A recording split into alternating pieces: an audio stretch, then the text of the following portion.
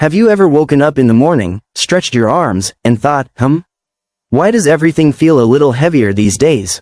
Or maybe you've caught yourself saying, I'll just skip that walk today, it's too much trouble. Pauses, leaning forward slightly. If that sounds familiar, you're not alone. As we get a little older, it's easy to fall into habits that feel harmless in the moment but, over time, can chip away at our health, and even shorten our lifespan. Now, I'm not here to scare you. In fact, the good news is, many of these habits are things we can change starting today. Small tweaks, really. But first, we need to recognize them. That's why in this video, we're going to talk about 5 dangerous habits people over 60 ignore, and how to flip them into healthy, life-giving choices. Think of it as a friendly chat over coffee, where we'll laugh a little, learn a lot, and maybe even rediscover some of that spark we thought we'd lost. You see, aging isn't about giving up the things we love. It's about adapting, staying curious, and treating ourselves with the same care we'd give a beloved old car. You wouldn't ignore the check engine light, right? Well, our bodies send signals too. Let's talk about the first habit so many of us brush aside. Habit number 1. I don't need to lift anything heavier than a coffee cup. Chuckles. Now, I get it. Strength training sounds like something for gym rats in their 20s, not for folks like us. But here's the thing. After 60, our muscles start to shrink faster than a wool sweater in the dryer. And if we let that go, everyday tasks like carrying groceries or even getting up from a chair become harder. Worse, weak muscles mean a higher risk of falls, and falls, well, you know how dangerous those can be. You don't need a gym membership or fancy equipment. Start small, keep a set of soup cans by the couch and do a few curls during the evening news. Try chair squats, stand up and sit down slowly, holding onto the arms for support. Even gardening counts. The goal isn't to become a bodybuilder, it's to keep your muscles strong enough to keep you independent, active, and living life on your terms. Which brings me to habit number 2. I've earned the right to be a couch potato. Now, nobody's saying you shouldn't enjoy your favorite shows. But sitting for hours on end? That's like letting your car battery die from never turning the engine over. Our bodies thrive on movement, even gentle movement. A study from the British Journal of Sports Medicine found that just 20 minutes a day of light activity can add years to your life. 20 minutes, that's less time than it takes to watch an episode of Murder, she wrote. Here's the trick. Make movement meaningful. Don't just pace the house. Take your grandkid to the zoo and watch them tire out first. Walk to the mailbox instead of driving. Put on music and dance while you fold laundry. Every bit adds up, and if pain or stiffness holds you back, talk to a physical therapist. They're miracle workers at tailoring movement to your body. Now, before we move on, let me ask you something. When was the last time you had a good, belly laugh conversation with a friend? I'm guessing it's been a while for some of you. And that ties into habit number 3. Letting your social circle shrink to the size of a postage stamp. Loneliness isn't just a feeling, it's a health risk. Research shows chronic loneliness can be as harmful as smoking 15 cigarettes a day. It weakens the immune system, raises blood pressure, and yes, shortens lifespan. But here's the kicker. We often tell ourselves, everyone's busy, or I don't want to bother them. Sound familiar? Let's flip that script. Reaching out doesn't have to be a big production. Call an old coworker and reminisce about the good old days. Join a book club, even if it's online. Volunteer to read to kids at the library. And if mobility's an issue? Technology's your friend. My neighbor Edna has a weekly, virtual tea, with her sister in Florida via iPad. They argue about baseball and gossip about their grandkids, it's adorable. Now, we've covered 3 big ones. Skipping strength training, sitting too much, and letting loneliness creep in. But we've got 2 more game-changing habits to talk about, including the one that might surprise you the most. Hint. It's not about diet or sleep, though those are coming up next time. In part 2, we'll dive into the silent saboteurs, the habits we don't even realize are hurting us. Plus, I'll share a simple trick to boost your mood and energy in less than 10 minutes a day. Trust me, you won't want to miss it. Welcome back, friends. In part 1, we talked about keeping your muscles strong, staying off the couch, and nurturing your social circle. All game changers for living a longer, fuller life. But today, we're diving into the habits that fly under the radar. These are the sneaky ones, the ones we often think we're doing right, but might be getting dead wrong. Let's start with a biggie. Habit number 4. I eat healthy enough, I stick to my old favorites. Now, if your idea of a balanced meal is meatloaf, mashed potatoes, and a side of nostalgia, I'm right there with you. Comfort food is good for the soul. But here's the catch. As we age, our bodies need different nutrients to stay sharp, strong, and energized. And if we're eating the same things we did at 40, we might be missing out. Take protein, for example. After 60, we need more of it to maintain muscle mass, but studies show many seniors don't get enough. And no, I'm not saying you need to choke down chalky protein shakes. Think grilled chicken in your salad, a handful of nuts as a snack, or even blending silken tofu into your morning smoothie. Small swaps, big impact.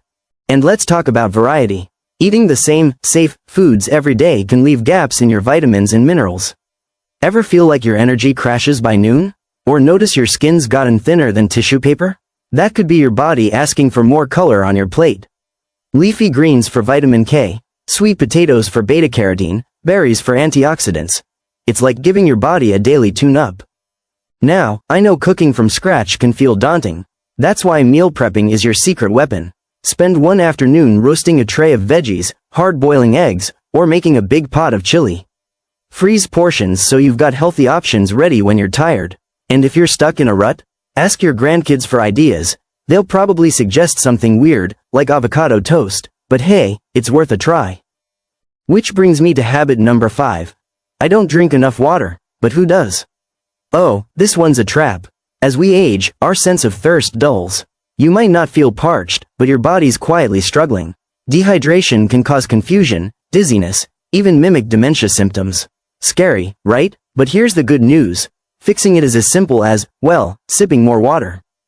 Your goal? Aim for 6 to 8 cups a day. And no, coffee and tea don't count. They can actually dehydrate you. But here's a trick. Pair water with activities you already do. Drink a glass when you take your morning pills, another after brushing your teeth, one with every meal. Keep a fun mug by your favorite chair, something that makes you smile. My friend Bert uses his old, world's best grandpa cup, and he never misses a sip. Still forget? Set a gentle alarm on your phone or TV remote. Or eat water-rich foods, cucumbers, watermelon, even oatmeal. And if you're worried about bathroom trips, cut off fluids 2 hours before bed. Easy fixes for a huge payoff. Now, let's tackle the habit that's hardest to admit. Habit number 6. I'll go to the doctor when something's really wrong. Friends, preventive care isn't just for sick people. It's how we stay healthy. Think of it like maintaining a vintage car. You don't wait for the engine to smoke before changing the oil. Schedule those annual checkups, even if you feel fine. Get your eyes checked. Vision changes can lead to falls. Update your vaccinations. And ladies, gents, don't skip screenings like mammograms or colonoscopies. Yes, they're inconvenient. Yes, they're awkward. But catching things early? That's the difference between a quick fix and a life-altering battle. And let's talk meds. If you're taking multiple prescriptions, ask your doctor or pharmacist to review them annually. Some drugs interact poorly, others become unnecessary, or worse, harmful, as your body changes. My rule? When in doubt, check it out. A 5-minute call could save you months of trouble. Now, we've covered 3 more silent saboteurs: outdated eating habits, dehydration, and skipping preventive care. But there's one final habit we need to talk about, the one that's so common, so insidious, it often goes unnoticed until it's too late. In part 3, we'll reveal that final habit, and it's not what you think. Plus, I'll share a surprising way to turn back the clock on stress, straight from the world's longest-lived communities. You'll want to grab a notebook for this one. Until then, why not try adding one colorful veggie to your next meal? Or pour yourself a glass of water right now. Go on, I'll wait. Small changes, my friends. They're the secret to staying vibrant, independent, and truly enjoying the years ahead. Well, here we are, the final chapter of our little chat about habits that sneakily steal our vitality. We've covered a lot, haven't we? From lifting soup cans to reconnecting with old friends, eating the rainbow, and staying on top of checkups. But there's one last habit I want to talk about today, one that's so pervasive, it's often invisible, until it starts stealing our joy. Habit number 7. I'll deal with stress later. Right now, I've got too much to worry about. Oh, the irony. Stress is like a shadow for many of us. We carry it everywhere. Worries about health, finances, family, or even the nightly news. And we tell ourselves, this is just part of life. But here's the truth, Chronic stress isn't just exhausting. It shortens our lifespan by weakening the heart, clouding the mind, and chipping away at our immune system. It's the silent rust that eats at our engine. Now, I'm not saying we can eliminate stress entirely, but we can change how we respond to it. Take my buddy Frank. He used to grumble about traffic, politics, you name it, until his doctor told him his blood pressure was skyrocketing like a 4th of July firework. So Frank started doing 2 things. First, he spends 10 minutes every morning just breathing. Not trying to relax, just inhaling slowly, counting to 4, and exhaling.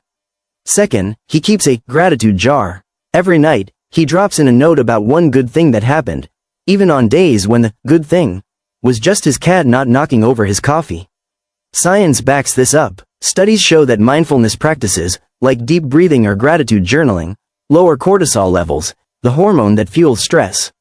And get this, people in the world's blue zones, where folks live the longest, don't have less stress. They just have daily rituals to release it. Okinawans garden, Sardinians gather for long family meals, and you? Maybe it's knitting, praying, or even yelling into a pillow. Whatever works. The key is to let it out instead of letting it fester. And here's a bonus. Many of the habits we've already talked about, staying social, moving your body, eating well, are natural stress busters. It's all connected. When you nurture one part of your life, the rest blooms alongside it. So let's tie this all together. Over these 3 parts, we've talked about 7 dangerous habits: neglecting strength, sitting too much, shrinking your social circle, eating on autopilot, skimping on water, skipping checkups, and stuffing down stress. But here's the beautiful thing. Every single one of these can be flipped into a life-giving choice. Not perfection, not overhauling your entire routine. Just small, consistent steps. Maybe today you'll call a friend you've been missing. Maybe you'll swap one processed snack for a handful of almonds. Or maybe you'll just sit quietly for 5 minutes and breathe. Whatever you choose, celebrate it.